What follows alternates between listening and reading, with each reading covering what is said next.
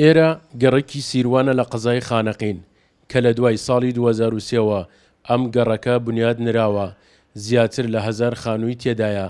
تاوەکو ئێستا ئەم گەڕەکە هیچ خانوویەکی بۆ تاپۆ نەکراوە، بۆیە هاوڵاتیان و دانیشتوانی قەزای خانەقین داواکارن لە حکوومەتی ناوەند جیاوازی نەکات لە نێوان شارەکانی عێراق ئەو بڕیارەی کە داوێتی بۆ تاپۆکردنی خانووە زیادە ڕەویەکان خانەقینیشی لێ بێبەش نەکرێت. تقریبا ئێمە 1000 ماڵین لێرانە داواکەین لەبەر بڕیارەکەی حکوومەت مرکزی ئەو بڕیاریانەدایە کە تاپۆ بکرێ. ئێمەش وەکو ئەوە گەرەکمانە جیاوازی نەبێت لە بین ئەو مەحافەڵەکانتر وەل ئەمانە حەزەکەین گشتمان وەکو یەک ئەوانیش تاپۆ بۆ ئێمە بکەن.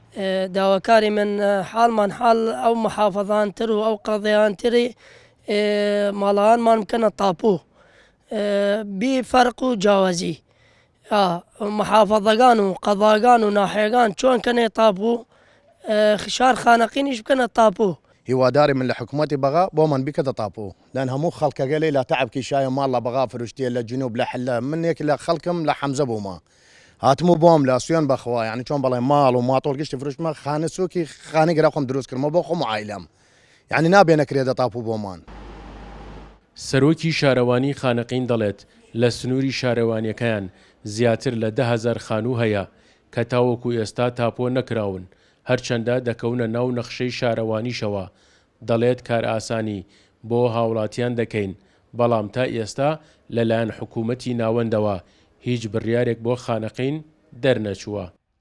ئێستاش بڕیاری 418 هەیە کە ئەو خانوانە تاپۆ بکرێتە ناو خاوەنەکانیان، بەڵام بەداخەوە خانەقین مەشمول نییە بۆ بڕیارە، نازانین هۆکارەکە سیاسیە یا خزمەت گوزاریە نازانین، داواکارین کە خانەقینیش مەشمول بکرێت بۆ بڕیارە لەبەر ئەوەی ئەو خەڵکە دەربەدەر بوو خەڵکەکە ماوەی 35 ساڵ دەربەدەری بەخۆی و دوو ئێستا گەڕاوەتەوە و گەڕاوەتە سەر زێدی باو باپیرانی خۆی.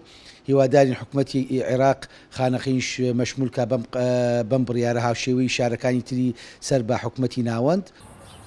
لە سنووری شارەوانی خانەقین لە دوای پرۆسەی ڕزگارکردنی عێراقەوە تاوەکو ئێستا زیاتر لە 10,000 خانوو بە شێوەی زیادەڕەوی دروست کراون کە 6 گەڕێکی شارەکە پێک دێنن. داواکاری هاوڵاتیان و دانیشتوانی خانەقین بۆ تاپۆکردنی خانووەکانیان لە کاتێکدایە کە پرۆسەی تاپۆکردن لە زۆربەی شارەکانی خوار و ناوەڕاستی عێراق دەستی پێکردووە. سەرکەوت ئەحمەد، کورتسات نیوز، خانەقین.